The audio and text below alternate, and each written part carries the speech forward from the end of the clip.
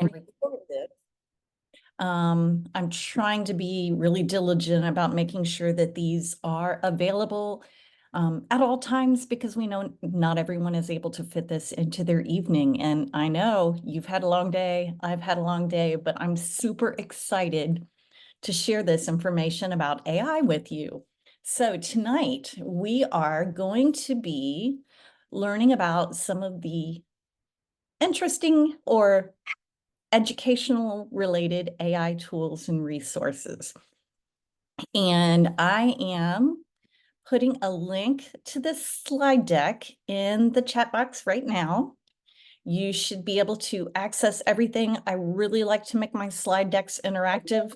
The links to everything are right there so that you can just take and use as we go. So thank you for taking the time out of your evening. I am Karen Leonard, and I am the Program Manager of Education Technology and Micro-Credentials at the State Department of Education. I've been there 5 years, and I love to provide support and to talk with you. So if you have questions and don't want to unmute tonight or at any time, definitely go ahead and email me. It's a great way for us to connect, and, we can set up a Zoom meeting or something and talk through some ideas. So tonight we're going to learn some basic information about AI. I've been sharing some of the same information every time just to make sure that we're sharing and understanding what AI is, and that we're able to share that with others. So we're speaking a common language.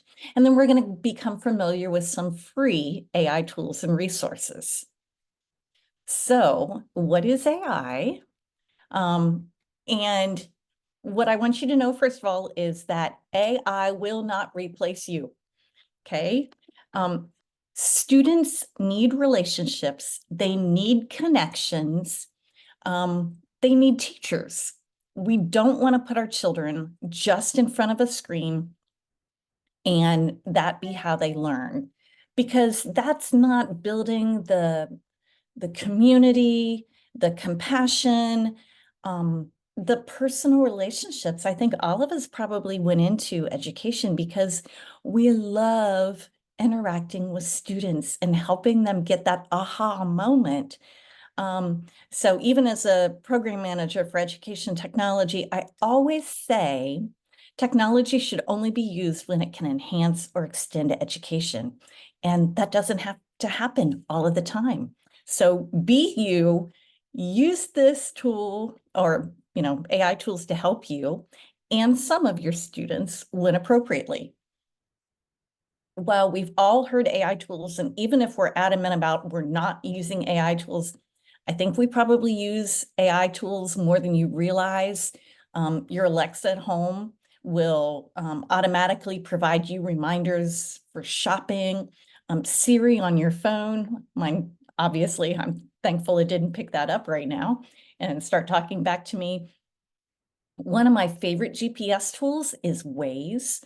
And, that's so interactive. I can be driving down the street, see an accident, push a button, and it provides that information to others.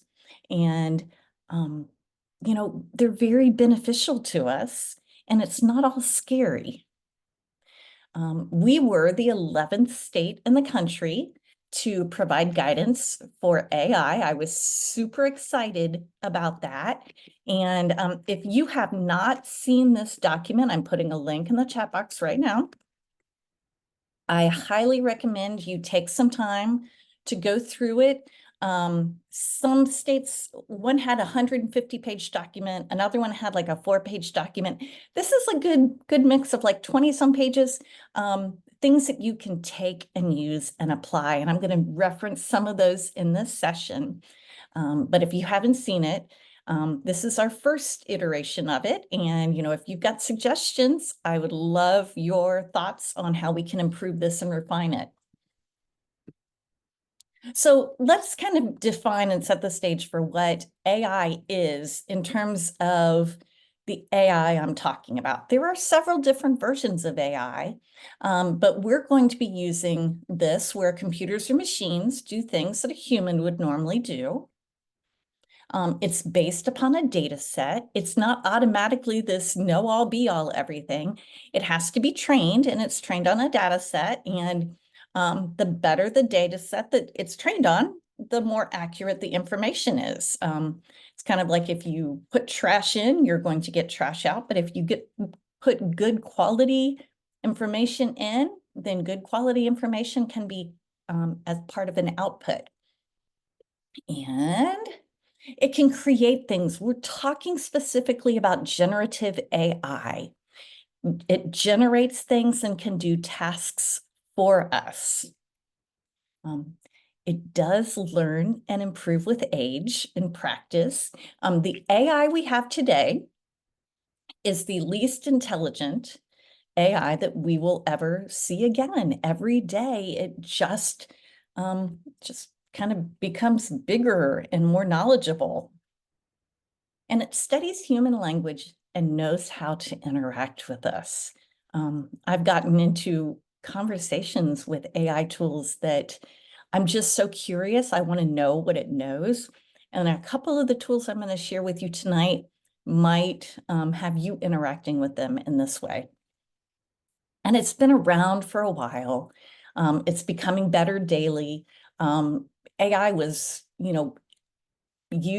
created back in the 1950s. It really became evident in November of 2022 when ChatGPT went viral, pretty much. They said that within the first 3 days, I think it had 100 million users, and it just spiraled. And, that became the topic of conversation. How does that impact education? Our students are never going to learn to think on their own.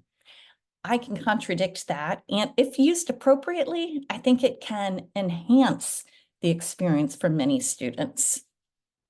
So now that I've defined AI, I'm going to define some of the terms you may hear when talking about AI.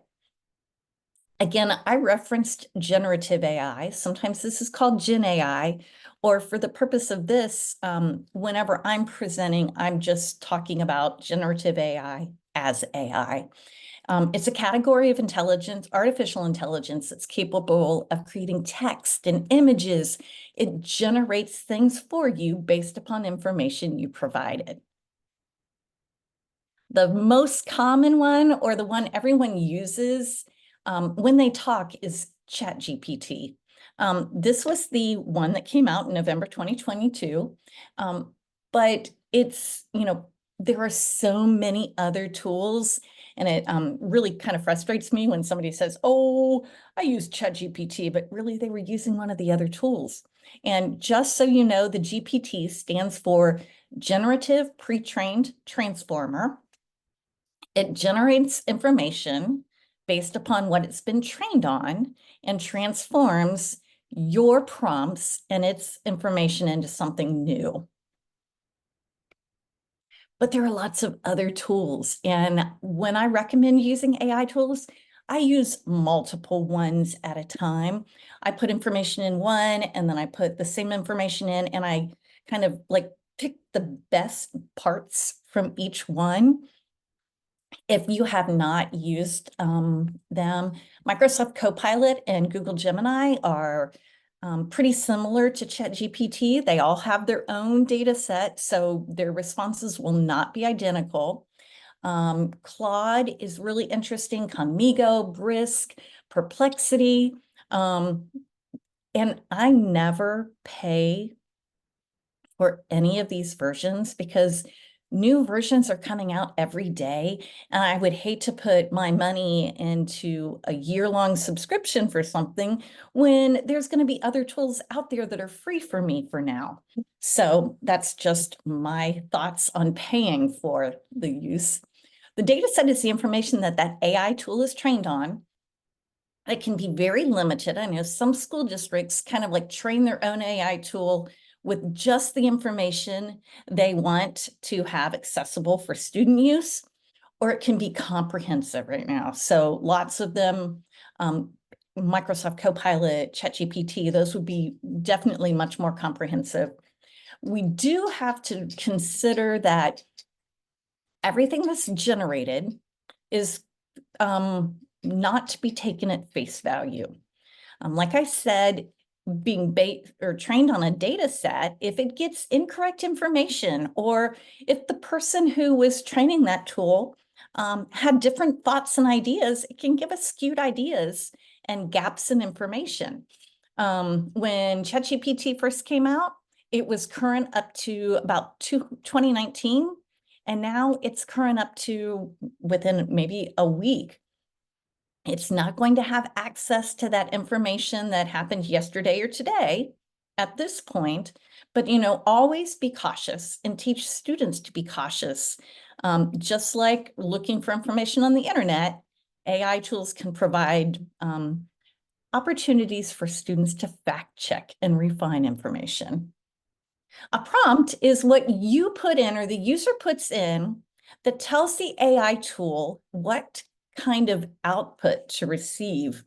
I've been sharing an acronym, PARTS. If you haven't seen that, let me know and I can share another slide deck with you. But sample prompt, I can use Google Gemini and write an email to a parent about their student's inappropriate behavior for a substitute teacher. And I'll tell you, just copying and pasting that into Google Gemini can give me a pretty good idea. If you notice, I did not put a student name in there because we never want to share personally identifiable information, but it gives me an idea so I don't have to start from scratch. But I could have put in there, the student was being disrespectful, walked out of the classroom, was talking over the substitute,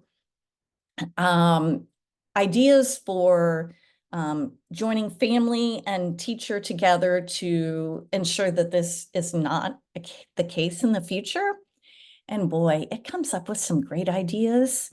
And I'll tell you again, anything that ChatGPT or any of the AI tools produces, I use bits and pieces of, but I want to ensure that, especially when I'm communicating with parents and others, that the output and the information I'm sharing is mine. It just kind of makes it a little faster for me. So the potential of AI in education. I really liked this image. It's Creative Commons, so you're able to use it. It was the North Carolina Department of Education that created this. Using AI is not appropriate at all times. Without education, it's like riding up a mountain on a bike. You're putting a lot of extra work into it. But at the same time, it can be overused and you're just flying through things and it can be dangerous. So we want to make sure that when we're using it or when students are using AI, we kind of think of it maybe like an e-bike.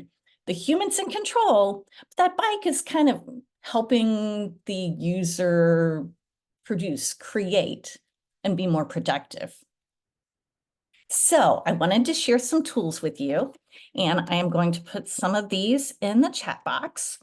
I have not heard if you have heard of, or I'm not sure if you've heard of School AI. School AI is an adaptive learning system. So think, when you're teaching, sometimes we have to make those shifts so that you can see it on a student's face if they're not understanding something. School AI does not require students to put their information in. I'm going to click on this and show this to you here. I'm going to sign in with Google because me as the user, I would sign in and I can create information. And it's coming. It has some really neat features. And of course, they're taking a while to come up.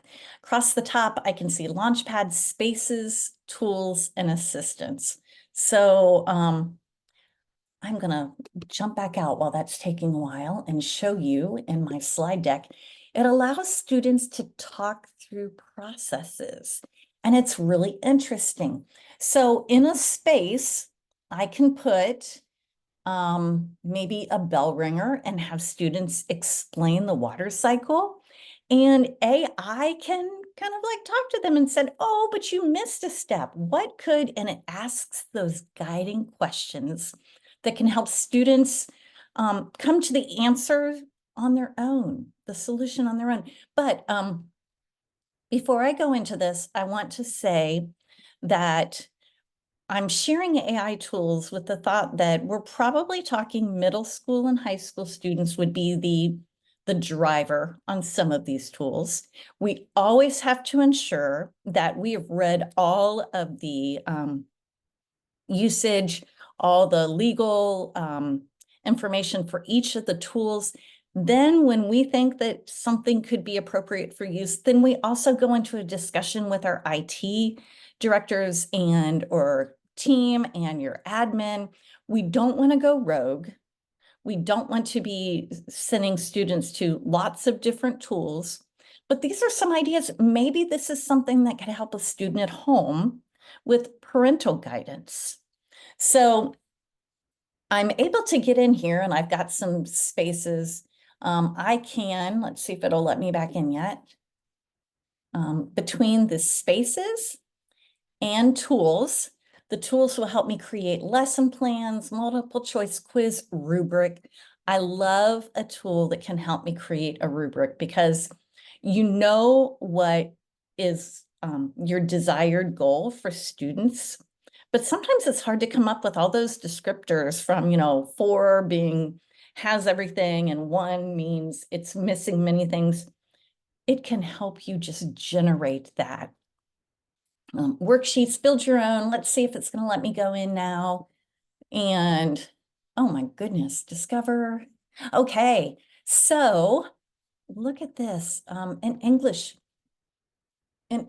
tutorial. So I can set this up. My 6th grade students are my audience, so I guess I wouldn't have to put my. Then need help understanding abstract versus concrete verbs. And then I launch it. And my students can join with a space code or they can join in Google Classroom. And they, again, can have a discussion. I wish I could go in there right now myself and show you, but it's really interesting because we can resay things many times. We can try to change the way we're sharing information, but sometimes we don't always have that time to provide the one-on-one discussions with students. And this is a really interesting tool. So if you have not seen School AI, I would recommend you maybe just kind of playing with it yourself. And like I said, it has all of those tutors. You can, again, put prompts in yourself and have students respond to them. And you're able to go through and read the discussion between the student and the AI tool. Again, check your privacy, check your usage, all of that. We never want to use a tool that puts students and their own private information in jeopardy. The AI assistants here. So a co-teacher. We have so many teachers here in Oklahoma that are like the sole person in their building. Maybe they are the only science teacher in a middle school. And you just need someone to bounce ideas off of. The co-teacher is amazing like that. Here's a coach on how to use AI in the classroom. A curriculum coach. Many times teachers change positions and maybe they're teaching geography for the first time ever. This can help. You want to create project-based ideas. Field trip coordinator. Oh, field trips can be a pain. Essay grading assistant. Your first thought is, I'm not sure about that, but I can tell you I'm an adjunct professor at Oklahoma Christian University, and they are using a tool to help grade student work. And then once the tool has graded it, I go through I read their work and I can disagree. I can add on to the information it's shared with me. So it's giving me initial pass through on somebody else's opinion on a writing assignment. And I thought it's kind of interesting. I don't know if, like I said, we don't want to lose that connection between the learner and the teacher, but sometimes we just want to give students feedback quickly so they can refine and revise. Digital literacy coach, research assistant. This is all right there. It's like having a giant library of resources at your house that you can look at home on your own time. Another tool, many of you probably are familiar with this, is Grammarly. I do pay for the premium version of Grammarly for my own personal self. I use Grammarly all the time, although probably not as much now as when I wasn't using AI tools. But what I love about this is this can provide immediate feedback. I know some schools allow Grammarly to be used by their students. And again, that is an AI tool that's just, it's building confidence and communication. Students are able to get that feedback before sharing it with others. And, you know, sometimes it's kind of like using a calculator. We all have to learn the basics and know how to do things independently. But it is nice to be able to have that, you know, person checking on my work and helping me. Some other solutions for personalized learning are intelligent learning or tutoring systems. Unfortunately, these tend to not be free, but it again can provide that one-on-one support. Maybe you've got some parents that are asking, what are some ways that I can support what you are providing in the classroom? And one of these tools may be good for you. Conmigo is great. There's some great teacher resources and tools in there. Conmigo is free for teachers, but student usage would have to be paid for. Duolingo and Flexi. I'm going to show you a little bit about Flexi. I was very intrigued again by this tool because what do you want to learn today? I could ask Flexi anything. It starts off, I'm here to be a guide on your learning journey. So I asked it, how do I find the square root of pi? And it gave me a very detailed answer with pictures. And then it would ask me, now you find the square root of this. And I was thinking, you know, again, maybe you're a teacher that's new to teaching physics. You've got a chemistry background, you're new to teaching physics. This is a great tool for you as a learner as well. We don't want to use it all the time, but sometimes we just need that quick help. You can learn new concepts. It can teach you just about anything. Lots of subjects are available. It's a pretty interesting tool, and I'm going to put the link for that in the chat box as well. I will give another link to my slide deck at the end of the show or the presentation. And like I said, everything is linked right in here. This image is linked, so you should be able to go there. IEP generators and goal generators. IEPs can be very tedious for teachers, especially when you're creating many of them. There are several tools here: Magic School AI, Easy Peasy AI, Playground IEP, and Goal Genius all have ways to help you generate maybe a start or a template. Remember, when we're writing IEPs for our students, we have to know our students and we have to know what we can do to support them. And it's that communication relationship. But sometimes you're just kind of stuck and you're like, I have no idea what I can do to support them. These tools can give you some ideas. And when I'm using these tools, I would be very generic. Remember, we're not using personally identifiable information. Maybe you say a 5th grade student and you're providing some of the information because, again, anything that an AI tool generates, you take and then you modify it to meet your needs. So these are just some starting points. And I know I would have loved to have some of this support when I was in the classroom. There's also great tools for making reading levels appropriate. Magic School AI is one that's out there. Lots of teachers are already using that. I wanted to give you some other options. Like I said, Rewordify is very interesting. You can, this is just giving you information on how to use Rewordify. And let's see what the other ones were. Text Compactor. This one even looks like old school. Copy and paste your text in there. Enter a number in the box to set the percentage of text to keep in the summary. I want to give, 100, let's say maybe 55% of the text. Read the summarized text. If you'd like a different summary, then you just repeat it. Again, text-to-speech program, language translation tools. There are so many things that can be out there that can just support educators. I'm going to talk about the next two a little more in detail because these are two that have become very intriguing to me. One is Brisk.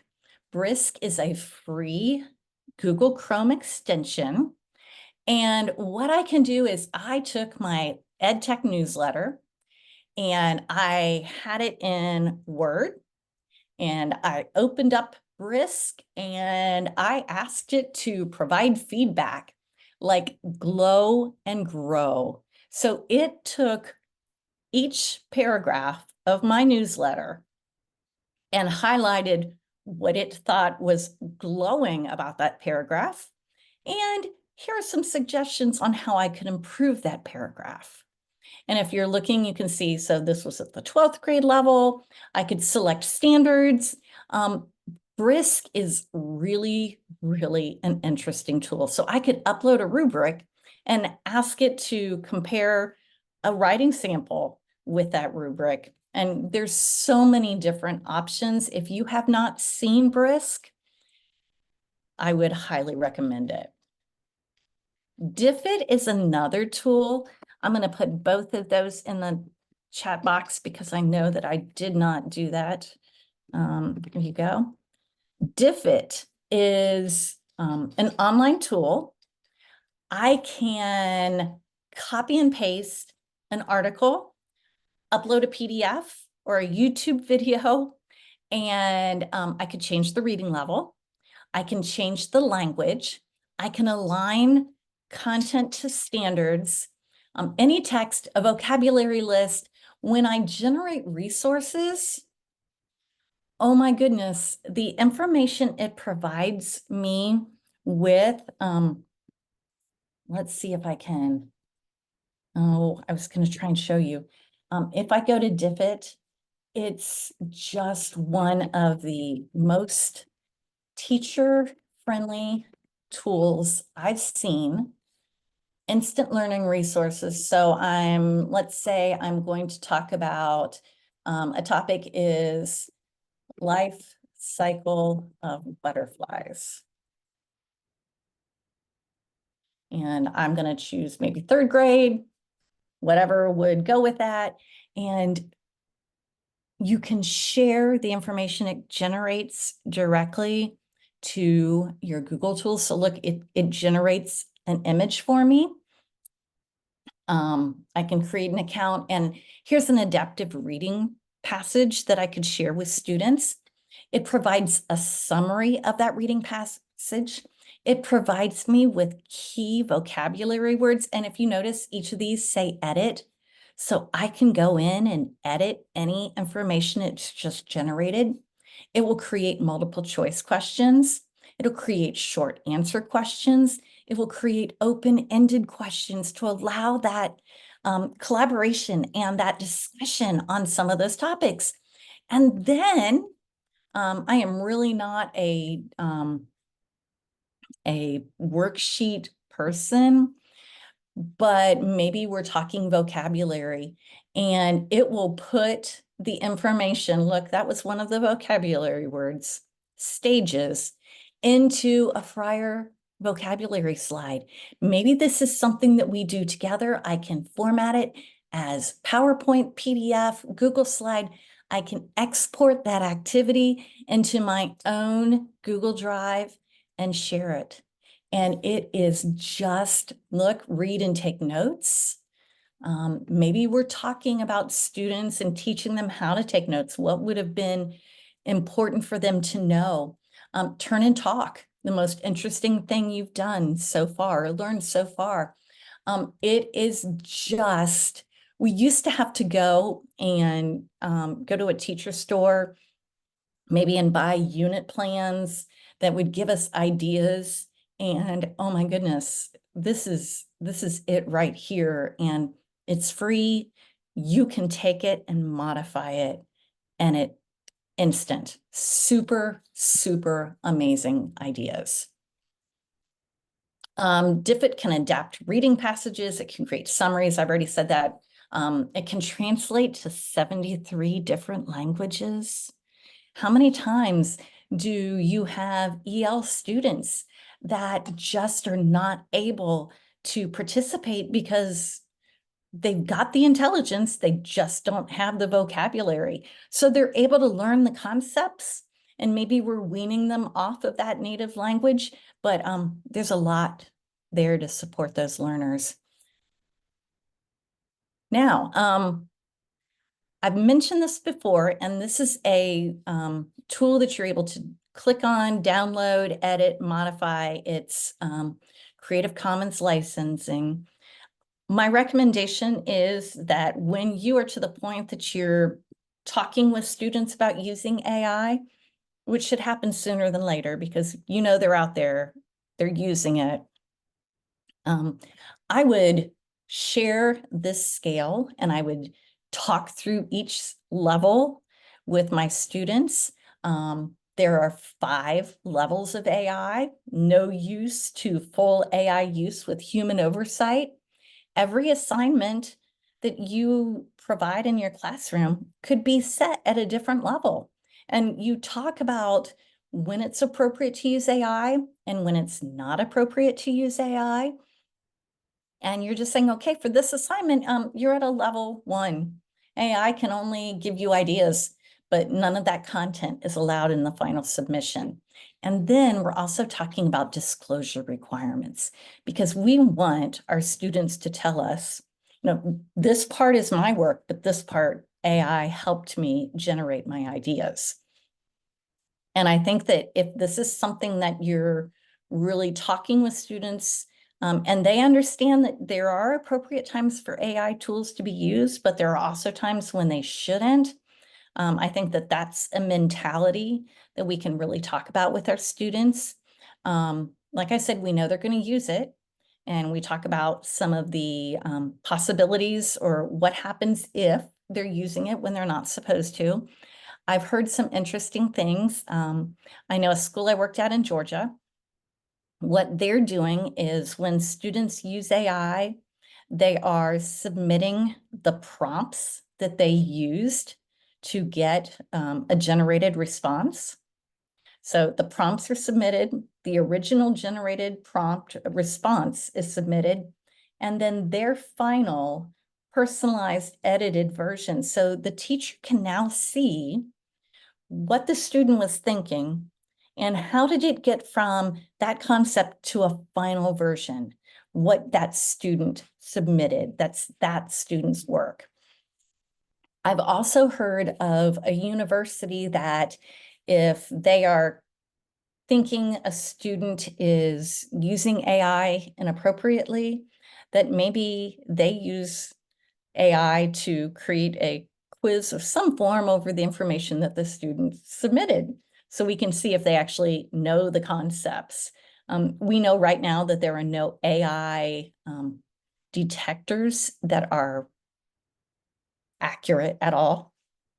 We're talking maybe maybe 25, 30% accurate. As new versions of AI are developed, these tools just are not keeping up. The detectors are not keeping up with that. So many more false positives than we would hope. And I would hate to have any teacher confront students and families about not using or using AI when actually that was not the case. So I am putting that acceptable use scale in there, and you're able to modify that if you wish. I think that's something that I would probably try to have conformity across grade levels or within a school, so that this is just something that's understood by students. It's not going away. We have to find a way to live with it. And the critical thinking that students develop through the prompt creation and iterations are more powerful than, it's teaching some of those critical thinking skills that we really want our students to use. I'm always saying, like I've mentioned before, humans start the process. They are thinking about what they want a tool to produce.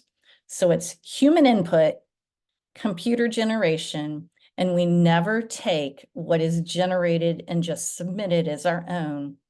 It's the final human interaction with that is the strong part of AI. And we really want to teach our students and ourselves that if we're using it, we're not just taking it and going.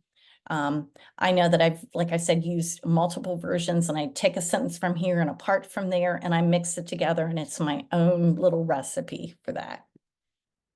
So some other resources. Free AI trainings. There's a 2-hour one, Google Generative AI for Educators. It is amazing. If you've done any Google training before, they have a great, easy to follow platform, and it's specifically for educators. And I love, like, all of the examples are very applicable. Code.org also has a 1-hour AI professional learning for educators course that's free.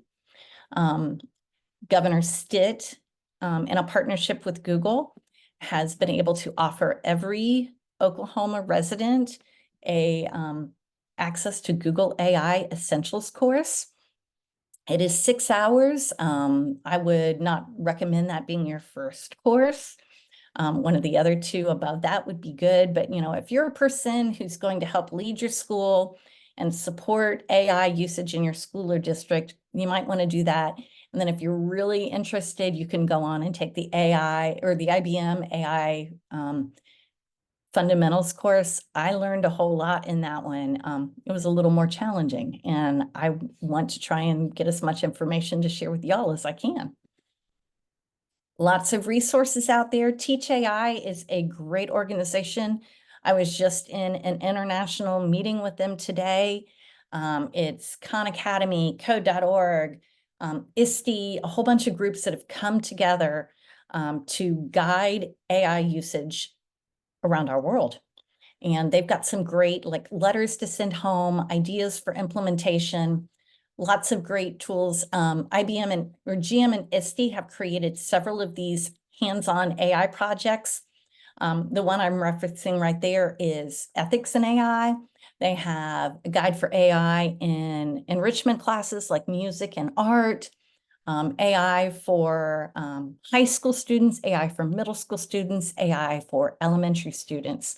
Not all of them even involve a computer, because sometimes we have to understand the way that the AI tools think. And these are building a great foundation that can help provide the AI literacy skills that our students need.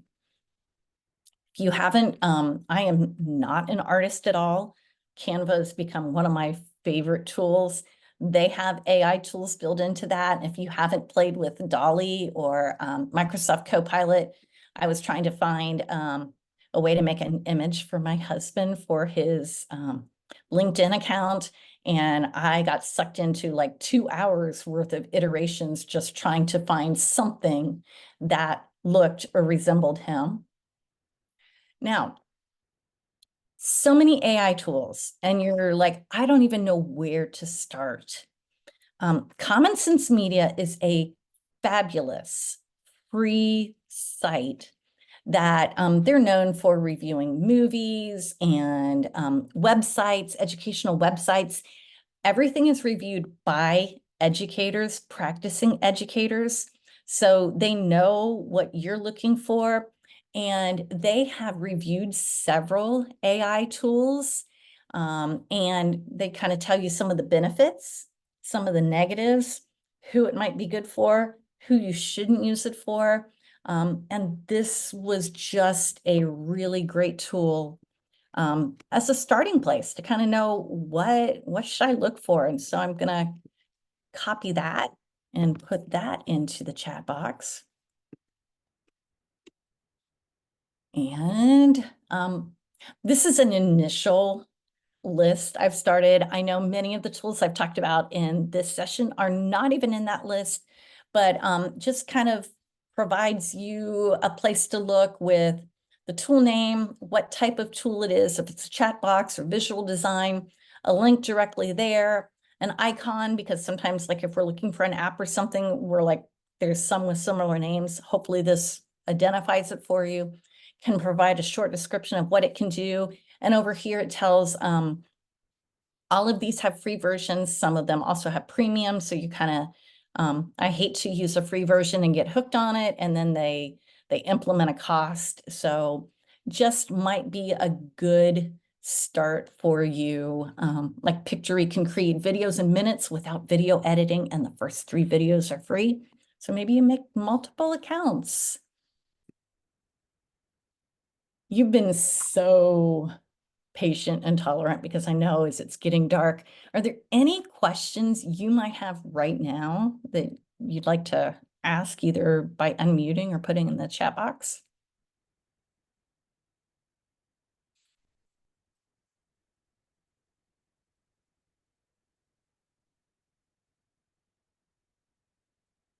Well, I put my email address there, so you can look there. We've got no questions I can think of.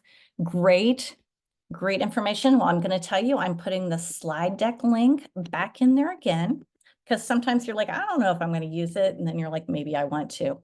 I really appreciate you taking the time out of your day to educate yourself on AI. Like I said, it's only going to be more prominent.